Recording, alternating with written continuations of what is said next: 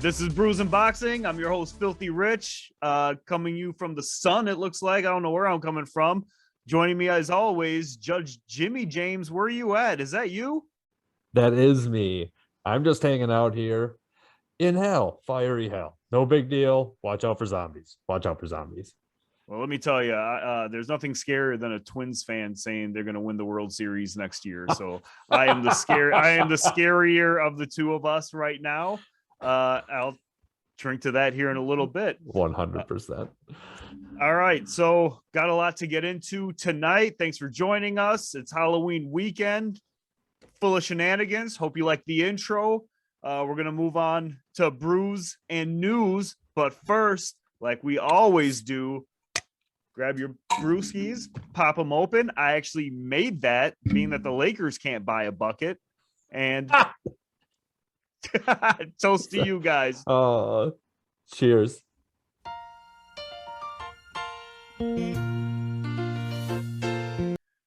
You're having a difficult time drinking. This is going to be a fun show. I don't have lips.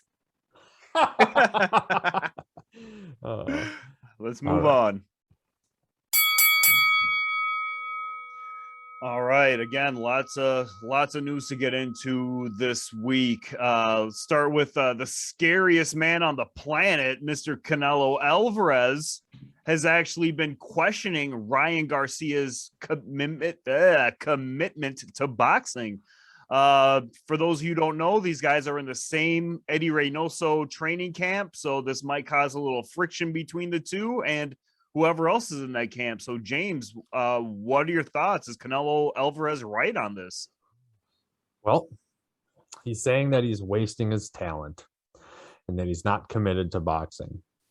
I have a hard time arguing against that, to be honest, especially when he took his time off for mental health, which is fine. If he had mental health issues, by all means, health is most important.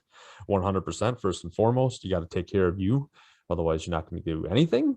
But given this, where he is, where he wants to be, if you have Canelo Alvarez, arguably the number one pound for pound fighter in the world, with the probably trainer of the year in 2021, telling you that you are lacking commitment and that you're wasting your talent, I can't really argue against that, to be honest. So I think I'm going to agree with him big time on this, because I think Garcia definitely has potential, but is he utilizing that potential? That's the $1 million question, right? Is he actually going to go in, commit, and become a great boxer at this point? But I don't know, man. Like, what are your thoughts about this? Because obviously I'm probably biased, but well, neither one of us and many people don't really know what's going on behind the scenes. So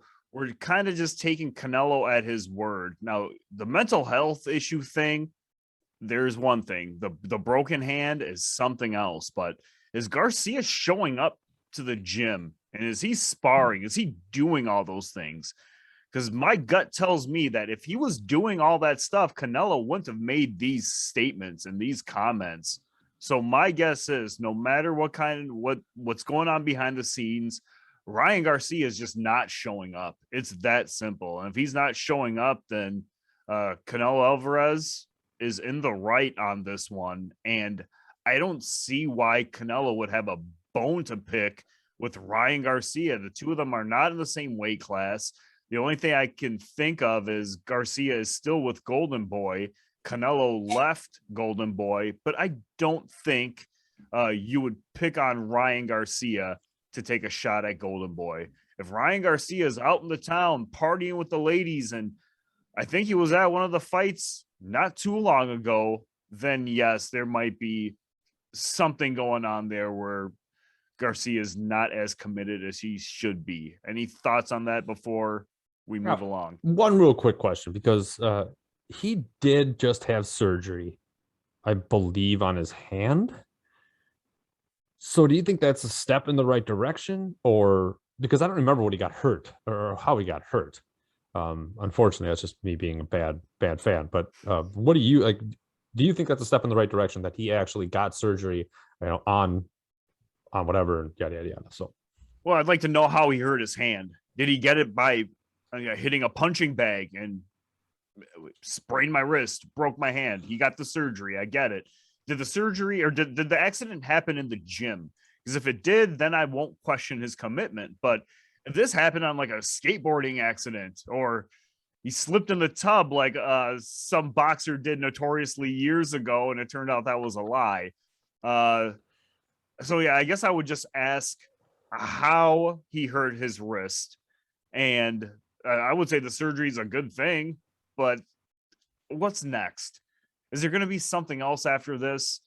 A few weeks ago, I think we touched on, or maybe it was just me, that there might have been rumors swirling that he's not going to be passing a PED test. So now it's going to be one excuse after the next. And as soon as I saw he broke his hand and he's getting surgery, and I think he said he's going to be greater than ever or bigger than ever. And I'm like, hey, you're in a roid abuse camp right now, or at least suspiciously.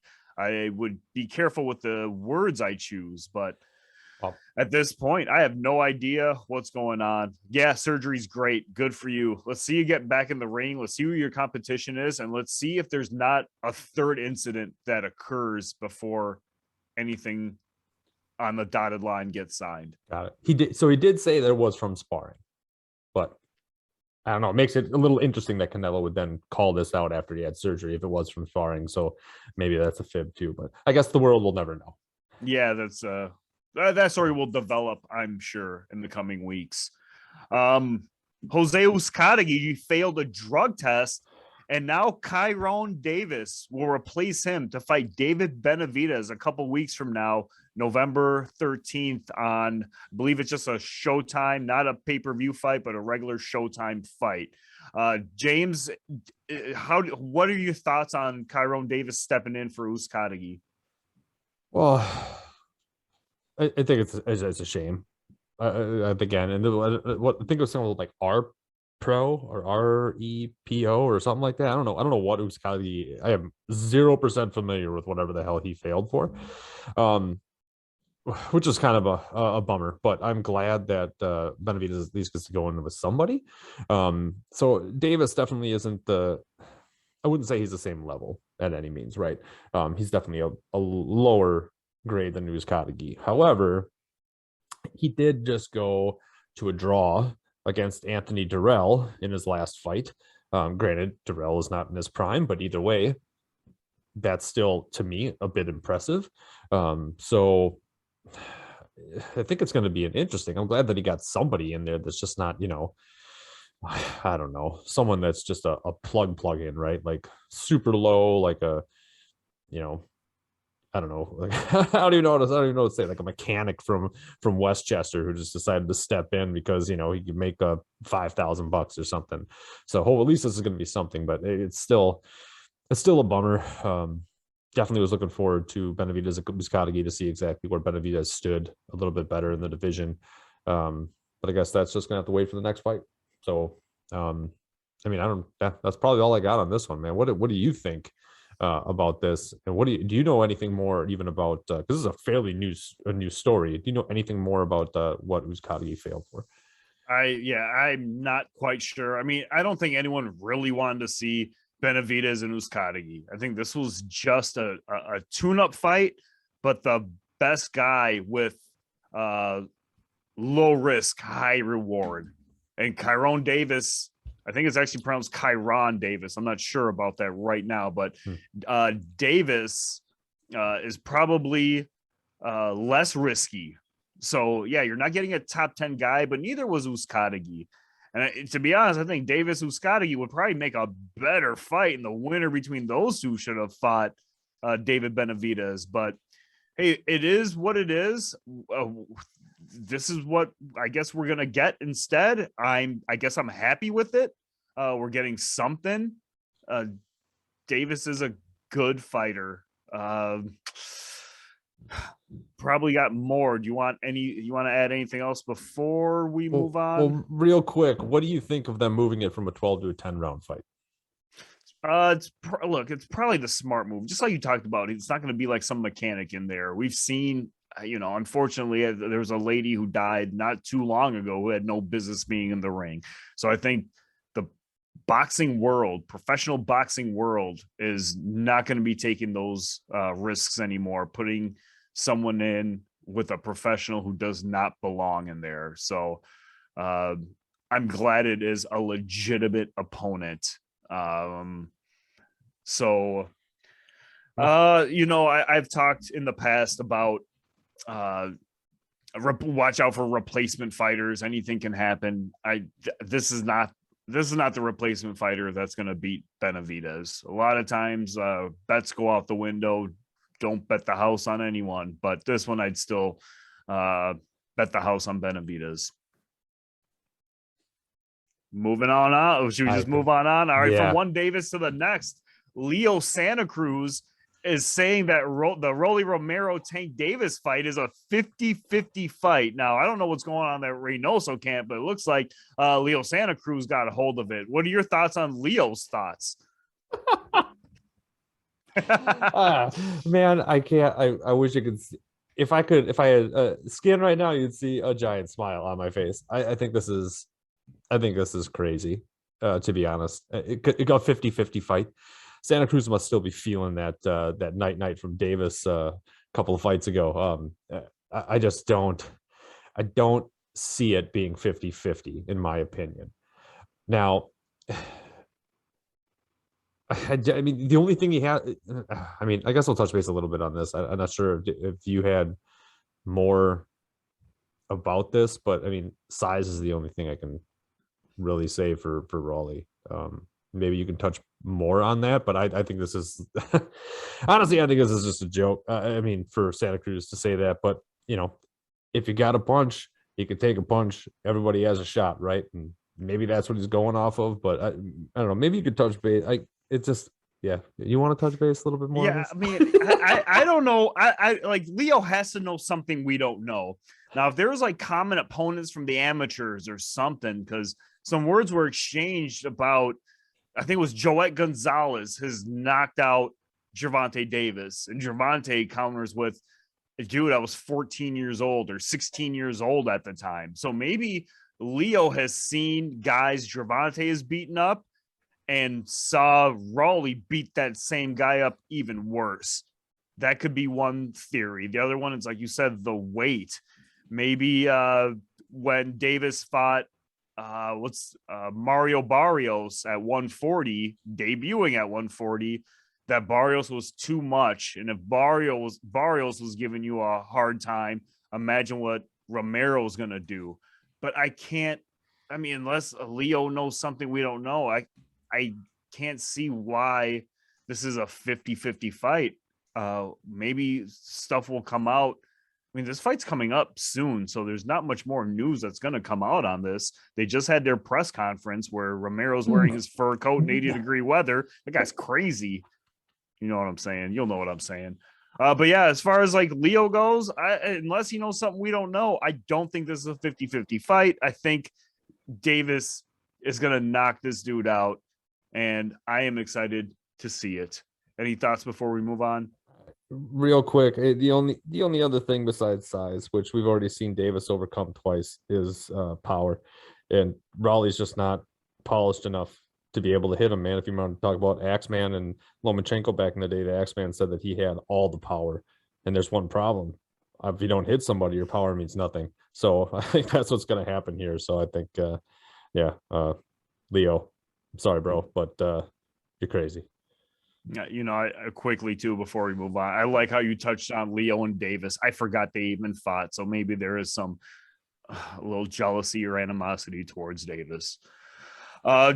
Next bit of news here: Jamal Charlo called out Gennady Golovkin for a unification fight at 160. These two have been at 160 for several years and have not even had the opportunity to just get in the ring together. Their closest common opponent is Sergey Derevyanchenko. Golovkin is contracted with DAZN ever since HBO Boxing went out of business, and Jamal has been with Showtime and the PBC and Al Heyman since I can remember. So my question for you, James, do you think that, Jamal calls him out? Do you think this actually happens, let's say in 2022? Well, I mean, it's possible, and this is the first time I've heard, I think it's the first time I've heard Charlo call somebody out in 160, right? Usually it's Boo Andre calling out everybody and anybody, or even Jermel in the lower weight class calling people out, from what I remember. But this is why I think this is a bigger story for me, because usually he's not as talky, right? So for him to call out Triple G to fight in 2022, I think it's definitely a possibility, right? Now that's going to be interesting because he's popping him off at like 40 years old, right? Or he will be 40 at that time, I would assume. I don't know Golovkin's actual birthday, but yeah, I think it's interesting. He's, I mean, another thing that people keep saying is like, it's like, not trying to pick on an older man, but it's just that he's now saying that I took Derevenchenko, what I did to Derevenchenko, I'm going to now do to anybody else, any old man left in this division. And that's Triple G, right? So does it happen? I think it happens if Triple G beats Murata. That's what I think happens. But if he doesn't, then it's probably gone, right? You know what I mean? Like, it's probably not something that he wants to do, but I don't know, man. I mean, do you think this is something that's going to happen in 2022, or do you think it's just Charlo just talking to talk? I'd like to think this is going to happen. I'd like to think promotions are going to start crossing over. I want to say again, but we just saw Fury and Wilder. That was cross promoted and it worked. We got Porter and Crawford coming up. PBC and Top Rank guy. They're making it work. Where a year ago I would say, hey, this ain't happening. So yeah, we're going to talk about it, but we know this ain't happening. But it seems like times are changing just enough where there's a strong possibility this fight is going to get made. Canelo's fighting Plant on the PBC. Again, a year ago, I would have told you this ain't happening, but times are changing. So I think this fight does happen in 2022, regardless of Golovkin's outcome with Murata. Because if Murata wins, I think that just makes Charlo want to go after Golovkin more. Here's like I don't know if it's called the kicker or what we're going to do here, but this is the same Charlo who has like charges pressed on him for the robbery not too long ago.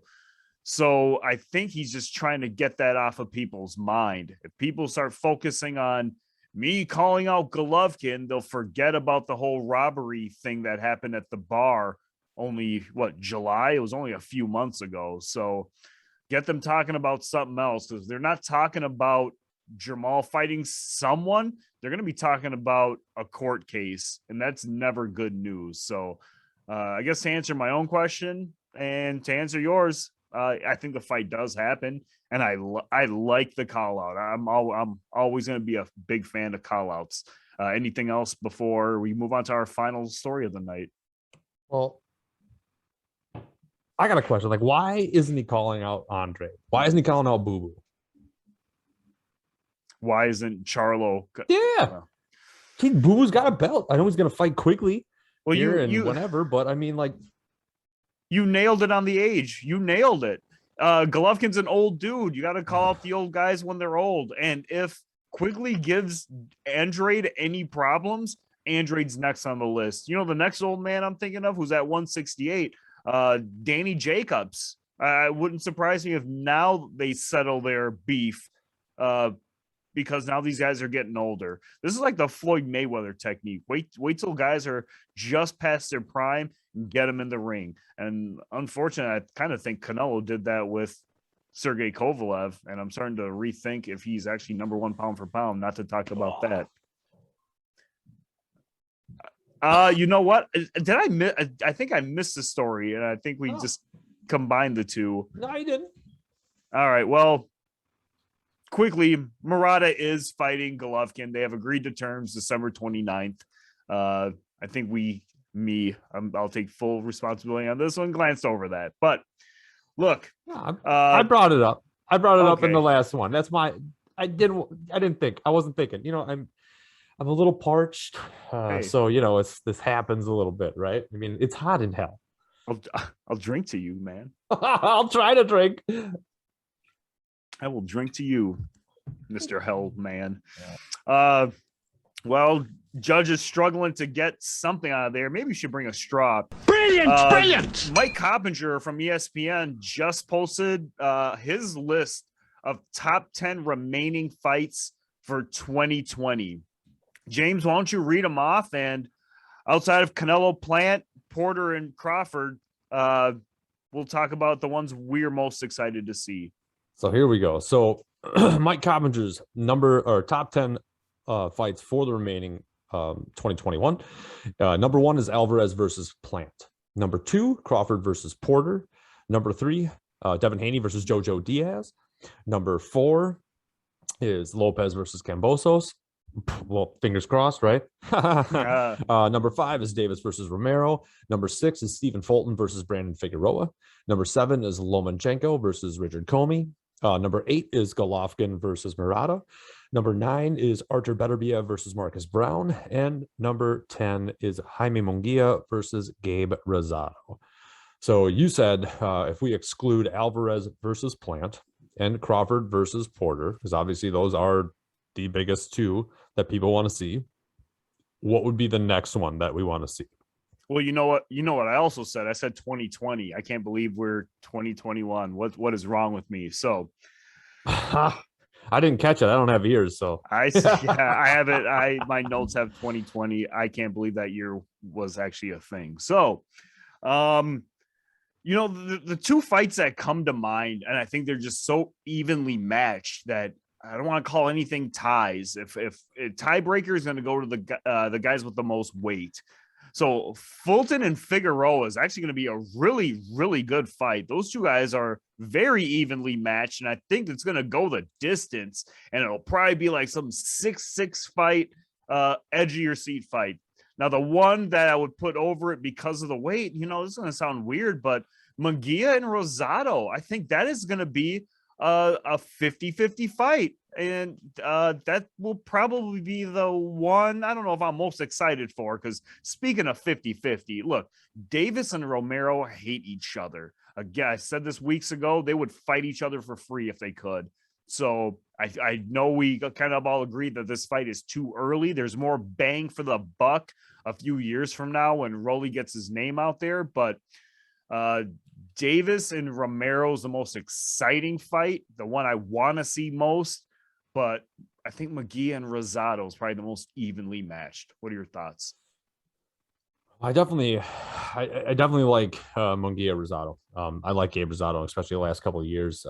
He's supposed to be at the tail end of his career, and he just keeps putting up fights. And he's getting the short end of the stick on some of these, especially against Jacobs, which was ridiculous. But I think that's Munguia's coming up. Rosado's a fighter, so that one is a good one. I do like that. The rest of these, a lot of people probably make a case for Devin Haney and Jojo Diaz. I personally don't care for Jojo Diaz, so I'm going to be biased. I'm not looking forward to that at all because Haney is just going to wax him. Either way, the one that I still like a lot in this is Lomachenko versus Richard Comey. Comey hasn't fought in a while. Lomachenko just beat up Nakatani, and did it in Lomachenko of old fashion. So if we're still talking about Lomachenko and Lopez ever actually getting a fight at this weight class again, then there's a good chance that this fight, if he beats Comey, then proves like, what did you do against Comey? Well, I just did the same thing, or I did it better, which is going to be a little tough because I think Lopez took out Comey in like 2 rounds, something like that, 3 rounds. But even so, if he handles him, does something similar, that's going to be a big one. So Lomachenko Comey, I think that's going to be a big test fight. And the other one, I mean, it's probably the names that most people don't know, but Stephen Fulton and Figueroa is probably going to be the most even fight on this card, leaving off any of the top 2 that we have on this. So I think I'd have to agree with you on that one. The Fulton Figueroa one is a good one. I'd probably put it as Lomachenko Comey. man, Fulton Figueroa, and then Rosado Munguia. Those are the ones I want to see the most out of that list. Were demons just possessing you there? I heard, Yeah. I don't know, the demons are coming out. I will. I Ah. just like before we move on with the show here.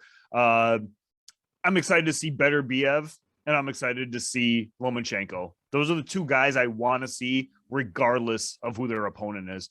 I think Beterbiev has probably the biggest landslide fight out of the 10, but Lomachenko is the most exciting fighter, the one I want to see the most out of the 20 guys you just named.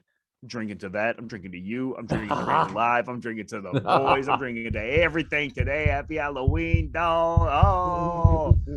Let's move on with the show.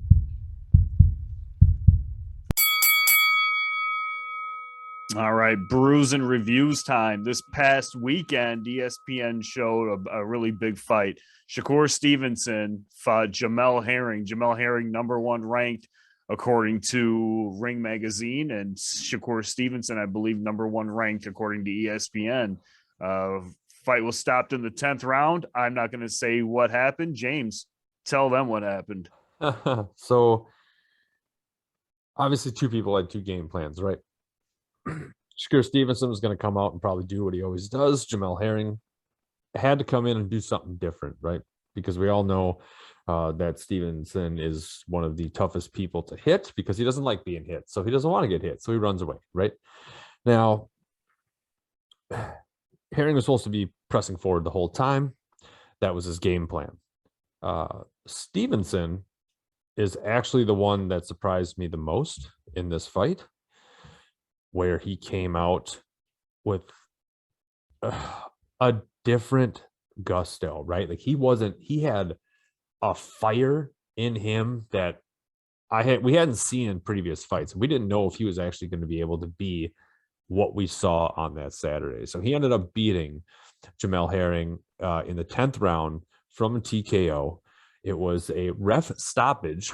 After earlier in the round, the ref, I think it was like the round before that, maybe Shakur Stevenson had popped him with a good left hook, cut him a little bit over his eye. I mean, you can't really see me. This is just bone here, but there was skin. You'd be seeing it. He had a little cut over here, and it was actually not in a bad spot by any means. And it really wasn't. It didn't seem like it was affecting Herring at all. I think what was affecting Herring was Stevenson becoming the aggressor, coming forward, hard hits, fast punches, being the better boxer. I mean, it looked like he was, every time he hit Herring, it looked like Herring was getting knocked back a couple steps, which to me, I didn't know he had it in him, right? So it was, and that was the whole fight, 10 rounds. There wasn't a single round where I was like, Jamel, there you are. You came back. Nice to see you. Nope. From round 1 to round 10, Stevenson controlled this fight 100%. It's pretty amazing. He is, from that fight right there. I know we've been talking about him for quite a while. And Stevenson, a lot of people have been saying Stevenson is the face, the potential pound for pound king in the future. And right there, I think that showed it to me. He came out, he did exactly what he hasn't done in previous matches and previous fights. And I think that right there was a good showing for Stevenson, and unfortunately a very poor showing for the former champion, Jamel Herring. So. Yeah, it looked one-sided. I think there was a round where, was it Andre Ward? Somebody said that was his best round, but it didn't go to Herring. It went to Shakur Stevenson. I liked, it was a southpaw versus southpaw, and it was not boring. Usually fights like that, they tend to be boring because everyone trains for an orthodox fighter. These were two southpaws going at it. Shakur was more disciplined. He was more prepared. I think this dude he's not going to put out a bad fight. He's going to beat southpaws, and he's going to beat orthodox fighters. He's going to beat unorthodox fighters. There's not much more I can add. I just look forward to seeing what is next for him. But before we talk on that, why don't you tell me what you think is next for Jamel Herring? Well, unfortunately, what I believe is next for Jamel Herring isn't a real happy story. The way he looked on this fight, I just think that he might be done for top talent. If he still keeps hanging around, I think he's just going to be a stepping stone for other individuals in the division. Even so, I mean, he's still big for the the division that he fought. Should be moving up, but at that point, I just don't think he has the stuff to still be a contender at a higher weight class. So he'll still put up a good fight. He's got good defense and things like that, but I think especially given the interview after the fight, what he believes, that he's thinking of his family first. And Andre Ward did the same thing, something similar, at a younger age, and instead of dragging it out and doing that, I think Jamel Herring, I think he retires. I think that's what he's going to do. Get out while he's healthy, make something with the rest of his life, build on his family. But that's what I think is going to happen for Jamel Herring. I think he's going to retire. So I don't know. What do you think is going to happen? But so even with him, if we leave that, obviously everybody wants to hear what's going to happen with the next young superstar, man. What's happening with Shakur Stevenson? What's next? Yeah. Well, before I get our main story, look, Herring's an older dude, so it might be time to call it quits. I had him at 7 when we did our rankings, and I didn't think he was going to get higher than 7. And just because you lost to the best guy, it's not a knock on you. Deontay Wilder lost to the best guy, and he can move up in rankings. This was not the case with Herring and Stevenson. I think you're right. I think this might be it for Herring. Raider Live's not here this week to defend his number 2 guy. I'd like to hear what he said, but we can just pretend we're muting him. Here's what I have for Shakur Stevenson. Obviously, he's the best in this division. So what's next for this division? My guess is he's going to want to unify 130. So I think this is 130, right? He's going to want to unify 130. And the easiest fight to make right now would be Oscar Valdez. He's already said if Bob Arum doesn't give me Oscar Valdez, he feels like Bob Arum is protecting Oscar Valdez. And I think he would feel slighted and insulted if Bob Arum doesn't feed him Oscar Valdez. So I think Oscar Valdez is the easiest one to make. It should be made. I don't think this guy wants tuna fights. He's moving his career at his pace, and he's a force right now. A second name that comes to mind is Roger Gutierrez. We're just talking about unifying. I don't know where Gutierrez fights. My guess is the fight can be made, but he is the WBA champion. So start with Valdez, number 1, easy fight to make. Go get that. Then go after Gutierrez. If you can't get Valdez, then get Gutierrez. One of those guys should be next. I don't see why that can't happen. The last belt would be the IBF belt. And right now, that is a vacant title. Shavkat Rakhimov is the number 1 ranked guy in the IBF. But you want to know why that fight won't happen is because Shakur Stevenson is not ranked in the top 15 in the alphabet soup right now. This is disgusting. I don't know why I'm talking about these belts. I'm looking this up. The IBF at 130 does not have Shakur Stevenson ranked. That is disgusting. Shame on you, IBF. You should just hand that piece of trash title over to its rightful owner. That is Shakur Stevenson. That is a rant for you guys. Anyone watching, paying attention. I need to drink to that. I need to open another one. But quick 2 more names.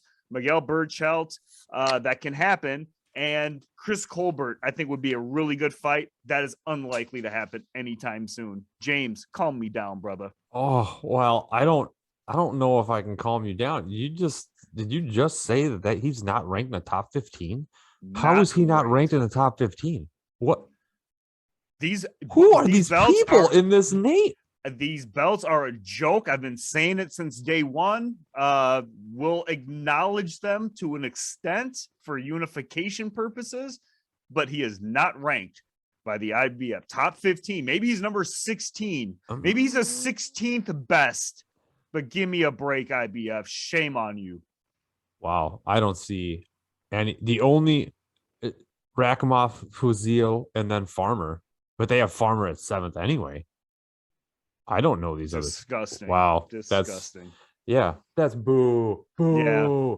So Skeletor does not approve. Yeah, it's Halloween, man. It's hell right now. I can't believe they don't have him ranked, but maybe just get a petition with Bob Arum to get yourself into that IBF title hunt. Maybe they're going to come up with something for him, because why wouldn't you want Shakur donning your belt? So I think he's going to unify at some point. It's going to take maybe a year or so. And after that, move on. But we don't want to get too carried away here. Let's take it one step at a time. Valdez, then Gutierrez.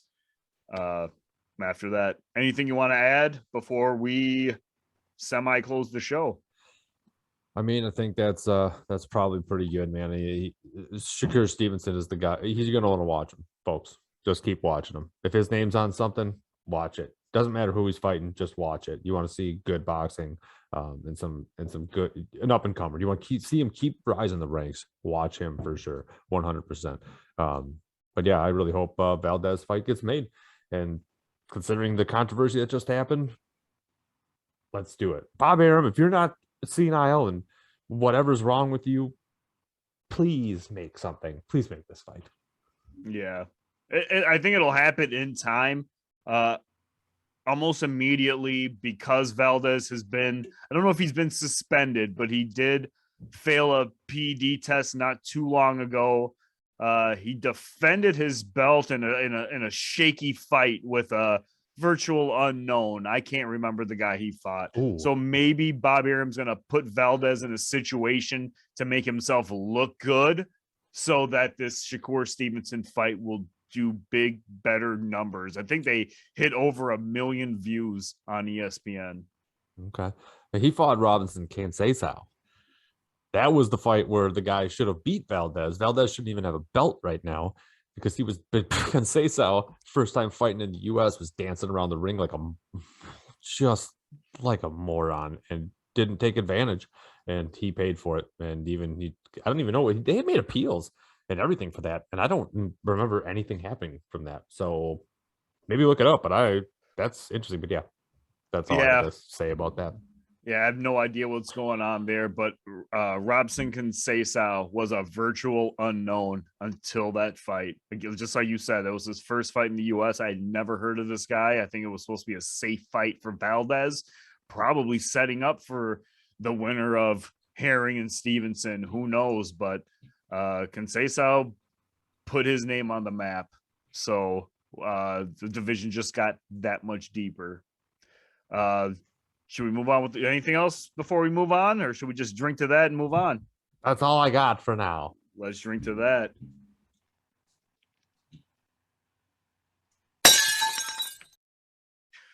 All right, let's wrap it up on this Halloween edition. Hope you guys had fun. I had a blast. Jimmy James definitely had a blast. He was cleaning his nose not too long ago. I saw that. Before we close out, a couple fights this weekend. James, give me some predictions. Jose Zepeda is fighting Josue Vargas. Who you got? Zepeda, because Vargas has new front teeth. So I'm taking Zepeda too. Jamal James is fighting Radzab Butiev in a tournament style kind of fight. Who do you got, James or Butiev? I don't know Butiev at all, and Jamal James is a hometown guy for us at Bruiser Boxing, so I'm going with Jamal James. 100% agree with every word you just said. Last fight, Jaron Ennis versus Thomas Delorme. Who you got? I got Boots. I got Boots. I'm not going to try to say his name because I screw it up all the time. I got Boots. Yeah, this should be an easy fight for Boots. Delorme's getting over the hill there. I think that's it. So before you, or maybe after, tell us where you they can watch us if they're listening to us, and where they can listen to us if they're watching us. I need to know your favorite horror movie of all time. Scariest, favorite, I don't care. One word answer, think about it. Give them the info. If you are watching us and want to listen to us, you can go to any major podcast site and type in Brews in Boxing. If you are listening to us and want to watch the scary video, you can go to YouTube /Brews in Boxing. And to answer your question, my favorite horror film of all time? How about a horror villain? Something. Give me some horror movie, something related. Oh man, Freddy Krueger. Why not? He gets people in the night and he scares you. He's got claws. He was like Wolverine, except he's just like a real gross Wolverine. So there you go. How about that? You know, I saw The Shining when I was a kid. I'm still afraid of it as an adult to this day. So I'm going to take The Shining and one of my favorite characters. I've been watching the whole Chucky series. So I'm on the Curse of Chucky right now. Then I have Cult of Chucky. Sci-Fi Channel just started a Chucky television series. I'm watching that. I'm in the mood, man. My parting words for you guys. Your dentist is going to love you with all the candy you're going to get. Miracle Treat Day was today. Money goes to charity for like every Blizzard or something you buy. So for Judge Jimmy James, somewhere in the Twitterverse is Raider Live. I'm Filthy Rich. Thanks for watching. We'll catch you again next week.